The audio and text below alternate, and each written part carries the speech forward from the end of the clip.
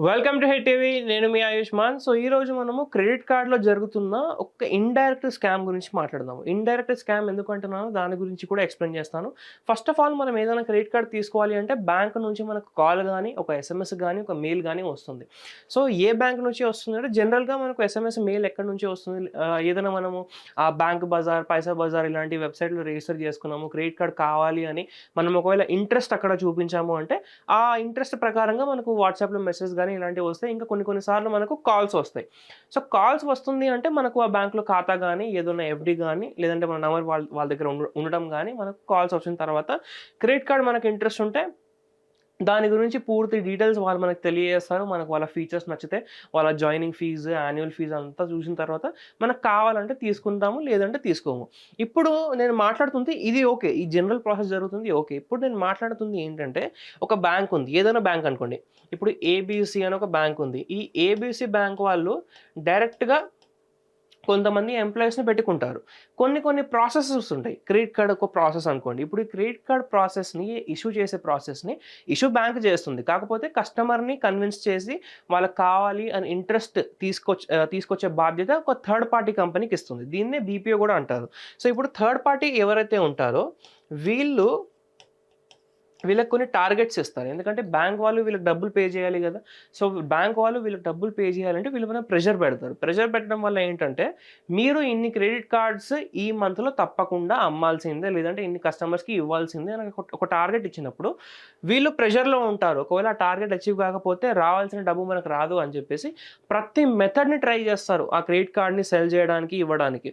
So ఇక్కడ ఈ ఈ చేసే దాంట్లో ఏమవుతుందంటే ఈ థర్డ్ పార్టీ కంపెనీస్ ఎవరైతే బ్యాంక్స్‌తో అసోసియేట్ అయ్యి ఉంటారో, వాళ్ళు మనకు కాల్ చేసి అంటే రీసెంట్‌గా నాకు ఒక కాల్ వచ్చింది. అందుకని చెప్పేసి ఈ వీడియో కూడా చేస్తున్నాను. రీసెంట్‌గా కాల్ వచ్చినప్పుడు ఏమైందంటే, మీకు ఒక క్రెడిట్ కార్డ్ ఆఫర్ ఉంది. ఆ క్రెడిట్ కార్డ్ ఆఫర్‌లో మేము మీకు ఫ్రీ క్రెడిట్ కార్డ్ ఇస్తున్నాము. No joining fees, no annual fees, nothing. Completely ఫ్రీగా అని చెప్పారు. So okay. ఇంకా ఫర్దర్‌గా డీటెయిల్స్ తెలుసుకుందామని నేను తెలుసుకున్న తర్వాత వాళ్ళకి ఒక లింక్ పంపించారు. ఆ లింక్ పైన క్లిక్ చేసి చూసిన తర్వాత ప్రాసెస్‌లో మధ్యలో ఏంటంటే ఈ కార్డ్ లైఫ్ టైమ్ ఫ్రీ అన్నారు. నో జాయినింగ్ ఫీజ్ అన్నారు. అక్కడ చూస్తే మాత్రం వెబ్‌సైట్‌లో జాయినింగ్ ఫీజ్ 400 ఉంటుంది. And every year 400 కట్టాల్సింది. ఒకవేళ 50,000 ట్రాన్సాక్షన్ జరిగితే ఈ ఫీజ్ అనేది మీరు కట్టాల్సిన అవసరం ఉండదు. అలాంటి డీటెయిల్స్ ఉండే. కాకపోతే నాకు ఫ్రీ అని చెప్పినప్పుడు ఆ 400 కూడా అక్కడ ఎందుకు చూపిస్తుంది అని నేను వాళ్ళకి అడిగాను. అడిగినప్పుడు వాళ్ళకి చెప్పిందేంటంటే ఇది కొంచెం ఓల్డ్ అప్డేట్ అనమాట. అందుకని చెప్పేసి ఇందులో ఇంకా అప్డేట్ కాలేదు. ఇది ఓల్డర్ వర్షన్. సో ఇప్పుడు మేము కాల్‌లో మాట్లాడుతున్నాం కదా! మీకు ఎటువంటి డబ్బులనేది కట్ కాదు. మేము చూసుకుంటాము అని చెప్పారు. సరే డబ్బులు కట్ కాదు ఓకే. కాకపోతే ఆ అప్డేట్ ఇక్కడ ఉండాలి కంపల్సరీ. ఒకవేళ లేకపోయినా గానీ మీరు ఒక పని చేయండి. నాకు యెస్ బ్యాంక్ అఫీషియల్ మెయిల్ నుంచి ఒక మెయిల్ పంపియండి. మేము మీకు ఇస్తున్న క్రెడిట్ కార్డ్ ఎటువంటి ఫీజ్ అనేది ఉండదు. యాన్యువల్ గానీ, జాయినింగ్ గానీ no fees lifetime free card అని ఒక మెయిల్ పంపండి అంటే వాళ్ళు కొంచెం సర్ప్రైజ్ అయ్యారు. అంటే ఇలాంటి కస్టమర్ ఎప్పుడు కూడా వాళ్ళకి కనిపించినట్లేదు.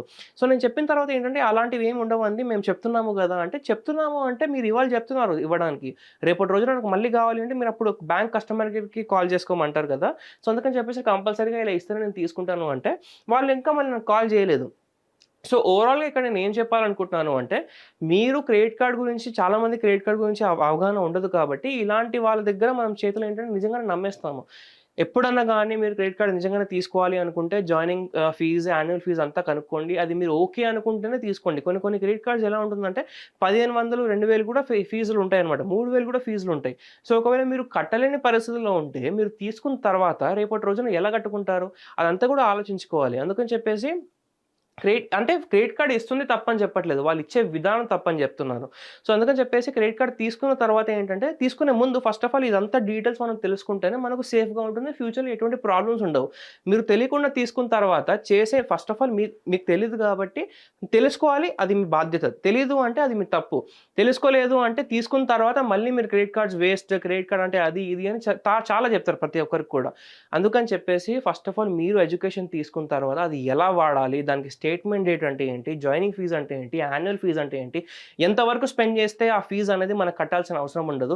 ఈ డీటెయిల్స్ అంతా కూడా తెలియనప్పుడు మీరు తీసుకునే అర్హత మీకు లేదనమాట. తీసుకోవాలి అనుకుంటే ఈ నాలెడ్జ్ అంతా గెయిన్ చేసి అంతా తెలుసుకున్న తర్వాతనే తీసుకోవడానికి ఆలోచించండి. అండ్ మీ సర్కిల్‌లో కూడా ప్రతి ఒక్కరికి దీని గురించి ఎడ్యుకేట్ చేయండి.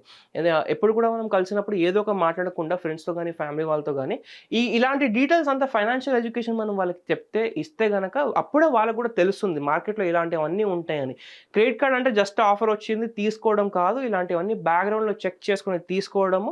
అండ్ ఇలాంటి ఇంట్రెస్టింగ్ వీడియోస్ కోసం మన ఛానెల్ చూస్తూ ఉండండి. వీడియోని లైక్ చేసి ప్రతి ఒక్కరిని షేర్ చేయండి. Thank you. Hit TV app ని డౌన్లోడ్ చేసుకోండి. ఇందులో short news, live news, entertainment movies అన్ని అవైలబుల్ గా ఉన్నాయి. Please download Hit TV app. Hit TV app. Hit TV యాప్ని ఫ్రీగా డౌన్లోడ్ చేసుకోండి.